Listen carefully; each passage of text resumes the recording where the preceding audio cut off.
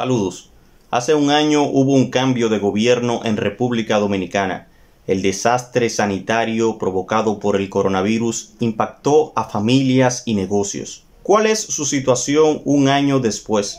¿Aplicó el gobierno medidas de remediación para sacarles de su convalecencia? Veamos qué dice Roberto Rodríguez Marchena, ex portavoz del gobierno y analista político y social. Yo creo que la pregunta que tú acabas de hacer, Frank, es clave. El balance de un año de gestión tiene mucho que ver con cosas concretas. ¿Estamos mejor? ¿Están las familias? ¿Están los negocios hoy mejor o peor? Cuando me refiero a familias y negocios, me refiero a los distintos sectores de la economía de la República Dominicana, y también me refiero a aquellas personas que estaban en el mercado laboral. No es lo mismo una familia en la que sus miembros hayan podido conservar su empleo a otros que fueron suspendidos o que fueron cancelados. Es decir, el desastre sanitario impactó de manera desigual. Me gustaría, como ejercicio, ¿verdad?, de este diagnóstico, para este conversatorio que sostenemos todos ustedes, que pasemos revista. ¿Quiénes ganaron a partir del desastre sanitario? ¿Quiénes pudieron exhibir la resiliencia para afrontar este desastre sanitario? En primer lugar, yo diría aquellos que pudieron conservar sus empleos. Esos son los primeros que pudieron aguantar este desastre sanitario. Inmediatamente después, las telefónicas. Y aquí debo decir que durante la administración anterior de Danilo Medina, digamos desde marzo hasta agosto, pues hubo un esfuerzo muy claro, muy definido, para que las empresas de zona franca pudieran operar. Muchas de ellas se reconvirtieron. Algunas empresas textiles pues iniciaron la fabricación de mascarillas, por ejemplo, por solo decir. Entonces, bueno, tenemos las telefónicas, las empresas de zonas francas, las empresas de intermediación financiera, la banca, los couriers, los supermercados, las farmacias, los productores de alimentos. La agropecuaria pudo desenvolverse hasta ahora de manera, digamos, satisfactoria, productores de pollo, de huevos, de res, de cerdos, arroz, víveres, vegetales y otros. Las clínicas pudieron sus negocios como tal, pues en medio de este desastre sanitario, pues eran quienes auxiliaban a muchas de las personas enfermas, afectadas. Los laboratorios, los colmados, digamos también los deliveries, los dominicanos en Estados Unidos que recibieron ayudas federales y estatales, y aquellos que pudieron hacer compras por Internet. O sea, el Internet se reveló como una facilidad para aligerar la carga frente a este desastre sanitario. También puedo mencionar aquellas personas que tenían o tomaron préstamos a bajas tasas de interés y que pudieron negociar esas tasas de interés a tasas fijas, o sea que no hubiese una modificación. Entonces veamos quiénes salieron perjudicados. Bueno, los cientos de miles de empleados que fueron suspendidos y que fueron cancelados. Pues decía, las empresas que tuvieron que cerrar con gastos fijos, las empleadas de las grandes superficies. Sabemos que muchas mujeres son empleadas de grandes superficies, ¿verdad?, para atencionar a los clientes. Las empleadas domésticas, un sector importante de clase media, al ver la situación que había, pues redujeron o despidieron las empleadas domésticas, o si tenían dos se quedaron con una.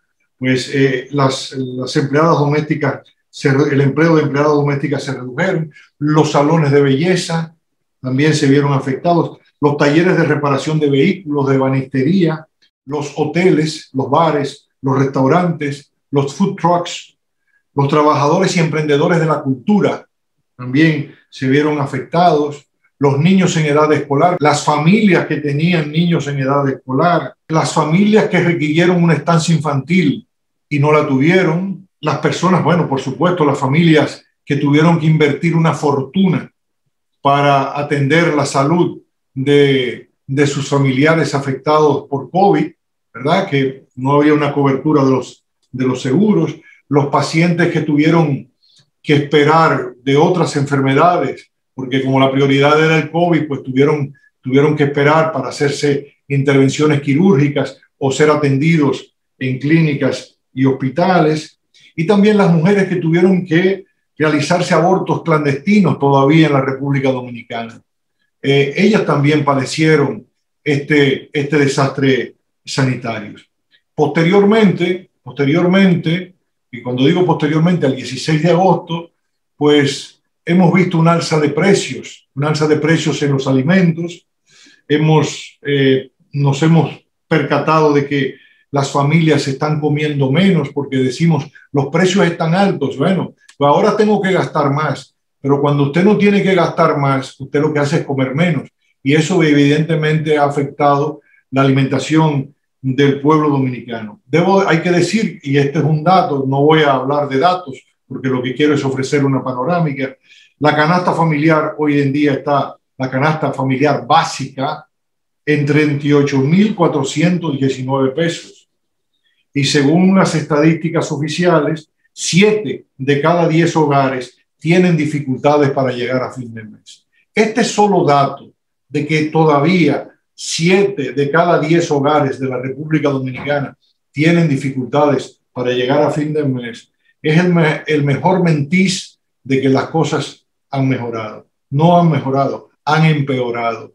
Por lo que acabo de decir, ¿no? Por el desastre sanitario que tuvo un impacto, ¿verdad?, en las familias, en el empleo, y ahora también con el alza de precios de los alimentos, el alza en los materiales de la construcción. También han subido los combustibles, el transporte, han subido los medicamentos. Entonces, ¿qué tenemos? Ha aumentado el desempleo porque no se ha recuperado el empleo. Pues estamos viendo un panorama que no es para celebrar, no es para triunfalismo ni para autocomplacencia, ¿verdad? Pero agreguémosles otro elemento, y es que las ayudas sociales, las ayudas del Estado dominicano para aquellas personas que fueron afectadas por el desastre sanitario fueron suspendidas, lo que evidentemente también agrava su situación.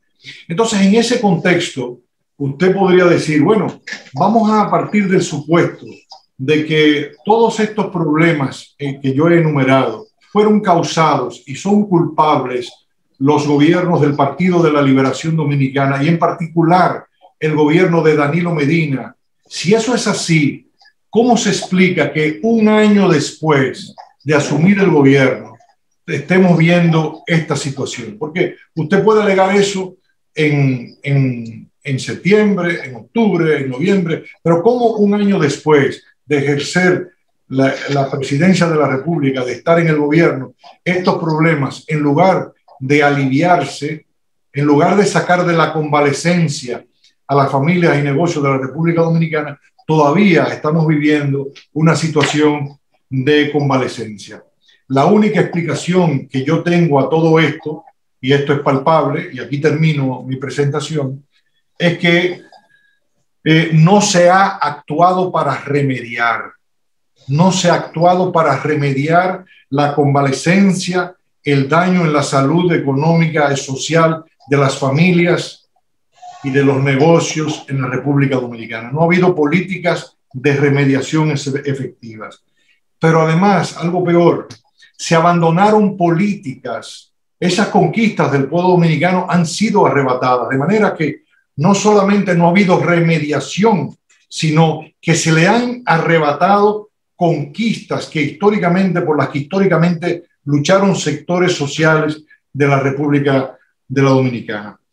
Puedo y aquí concluir que lo más doloroso de todo esto es que esta administración, en medio de la convalecencia que está sufriendo el pueblo dominicano, ha actuado con la más absoluta indiferencia ante el dolor del pueblo dominicano.